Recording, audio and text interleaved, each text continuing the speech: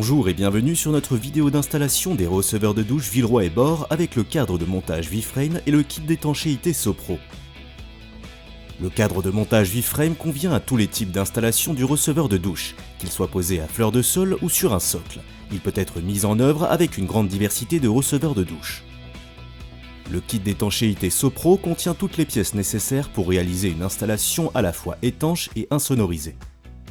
Avec le cadre V-Frame et le kit d'étanchéité Sopro, l'installation d'un receveur de douche est très simple à réaliser et peut même être effectuée par une seule personne, ceci en fonction de la dimension du receveur.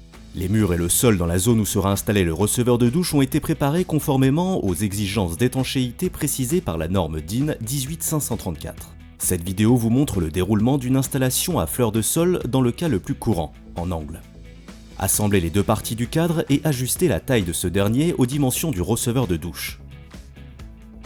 Les dimensions extérieures du cadre sont inférieures de 10 mm à celles du receveur de douche. En plus de l'espace pour le ruban d'étanchéité et d'insonorisation du receveur de douche, il est nécessaire de prévoir un écart par rapport au mur. Marquez ensuite la position de l'évacuation sur le sol. Puis, montez la bombe d'évacuation. Le réglage du cadre d'installation se fait dans un premier temps au moyen des pieds situés à ses quatre coins. Après avoir correctement positionné le cadre, effectuez le réglage par le haut grâce aux quatre pieds dont la hauteur peut varier sur deux niveaux entre 90 et 175 mm.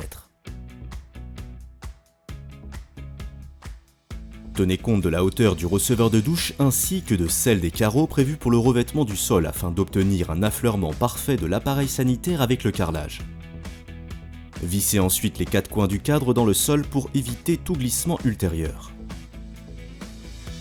Réglez ensuite la hauteur des autres pieds du cadre d'installation de manière à ce qu'ils établissent un contact ferme et régulier entre le cadre et le sol. Le receveur de douche est ensuite préparé pour son installation.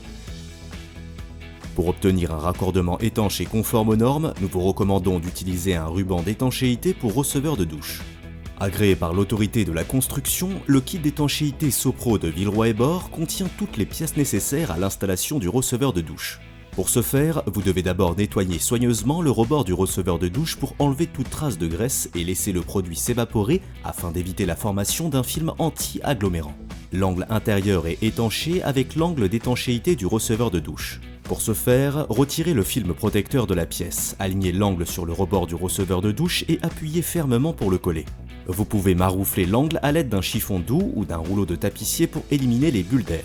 Fixez ensuite l'angle avec du ruban de masquage sur la surface du receveur de douche. Une fois l'angle intérieur posé, étanchez l'angle avant en affleurement avec un angle d'étanchéité multiple pour receveur de douche. Pour cela, collez la pièce au-dessous du rebord du receveur de douche en décalé selon l'épaisseur du futur carrelage. Fixez-la ensuite également avec du ruban de masquage. Préparez les morceaux de ruban d'étanchéité nécessaires en les découpant d'une longueur telle qu'ils empiètent de chaque côté d'au moins 5 cm sur les autres pièces.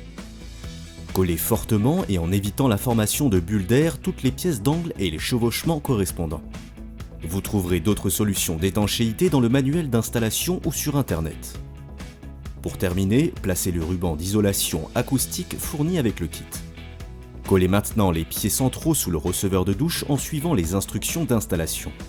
Le nombre des pieds centraux varie en fonction de la taille du receveur de douche. Sur les receveurs de douche dotés du renforcement innovant, les emplacements des pieds centraux sont indiqués par un marquage bleu sur la face inférieure de l'appareil sanitaire. Un seul pied est nécessaire au centre du receveur de douche acrylique en 90 par 90 cm.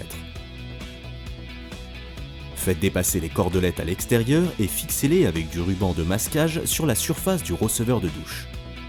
Avant de placer le receveur de douche sur son cadre, appliquez sur ce dernier un cordon régulier de silicone à élasticité permanente, en quantité suffisante afin d'assurer une liaison élastique entre le cadre et le receveur de douche. Utilisez des ventouses de manutention pour positionner le receveur de douche à son emplacement définitif et l'aligner sur son cadre d'installation. Vissez ensuite les pieds centraux à l'aide des cordelettes jusqu'à ce qu'ils viennent au contact de la surface inférieure du receveur de douche. Pressez la bombe d'évacuation sur le joint préalablement inséré et vissez-la solidement à l'aide des 3 vis de fixation. Selon le modèle de receveur de douche, n'oubliez pas de fixer également le cache-bonde afin qu'il puisse être correctement verrouillé et ne pas glisser pendant l'utilisation de la douche.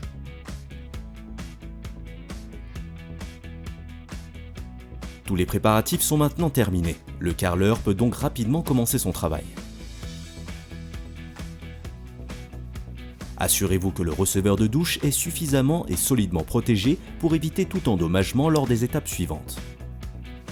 Le carreleur dépose une couche appropriée de mastic d'étanchéité Sopro sur les différentes pièces et le ruban d'étanchéité, garantissant ainsi qu'il n'y aura pas de fuite ultérieurement. Conformément à la norme DIN 18534, les rubans d'étanchéité sont ensuite incorporés dans les deux couches d'étanchéité de surface que le carreleur applique en 2 étapes, sur les murs et sur les sols autour du receveur de douche. Lors des travaux d'étanchéité et de pose des carreaux, assurez-vous que le receveur de douche est bien protégé contre les salissures et les endommagements. En plus de ces précautions, nous vous conseillons d'utiliser le ruban Sopro de protection contre les coupures. Le joint d'étanchéité sera ainsi durablement protégé lors d'un remplacement ultérieur du joint de silicone. La pose des carreaux peut alors commencer. Cadre V-frame et kit d'étanchéité Sopro. Vraiment pas sorcier.